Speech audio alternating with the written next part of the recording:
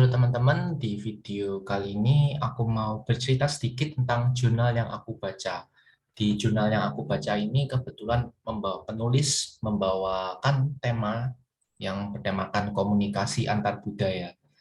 Nah, untuk judul jurnalnya sendiri adalah Komunikasi Antar Budaya Etnis Tionghoa dan Pribumi di Kota Medan.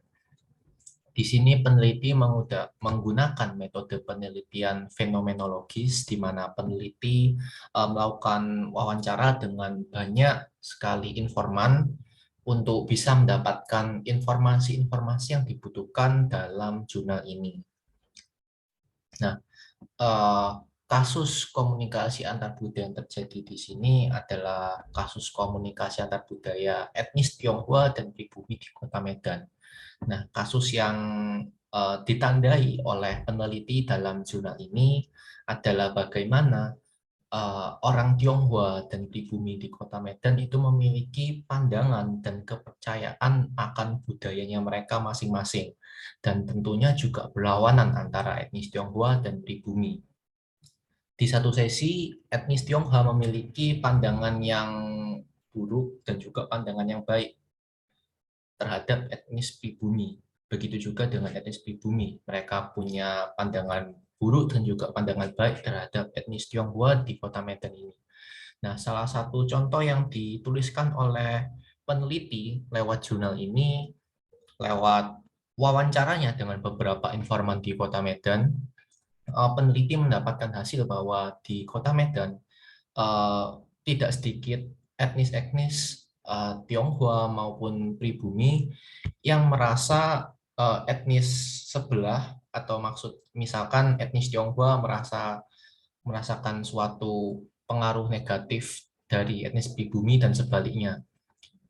Seperti itu. Misalnya menurut seorang informan yang merupakan etnis Tionghoa, beliau merasa bahwa pribumi ini merupakan golongan orang-orang etnis yang pemalas, yang tidak suka bekerja, demikian. Sedangkan salah satu informan pribumi merasa bahwa etnis Tionghoa merupakan etnis yang sok kaya, yang pelit, dan tidak mau bergaul dengan etnis pribumi karena etnis pribumi dianggap rendah oleh etnis Tionghoa. Demikian. Tapi tidak sedikit juga yang sebenarnya mempunyai pikiran positif terhadap kedua etnis ini. Misalkan ada seorang informan etnis Tionghoa yang kebetulan punya teman baik yang merupakan etnis pribumi. Nah, dari kejadian ini, peneliti menyimpulkan bahwa penyatuan kedua etnis Tionghoa dan pribumi ini dapat mencapai suatu sinergi yang baik karena ada dua faktor. Yang pertama, faktor internal. Nah, maksud faktor internal ini adanya terjadi suatu hubungan keluarga antara etnis Tionghoa dan pribumi, misalnya perkawinan. Nah, lewat situ komunikasi antar budaya terjalin lebih baik lagi sehingga etnis Tionghoa dan pribumi dapat saling menerima satu sama lain. Nah, dari faktor eksternalnya itu adanya suatu daerah yang memang dilengkapi dengan orang-orang dari dua etnis yang berbeda ini.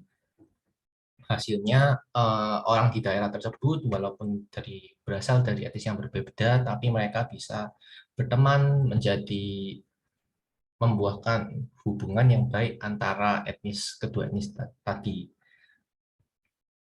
Oke, jadi kesimpulannya menurut peneliti, komunikasi antar budaya dari etnis Tionghoa dan pribumi di Medan sebenarnya awalnya memiliki hubungan yang kurang baik, di mana komunikasi antar budayanya terjadi beberapa konflik, terjadi beberapa masalah, tapi sebenarnya bisa diselesaikan dan ada penyelesaian lewat faktor internal dan eksternal.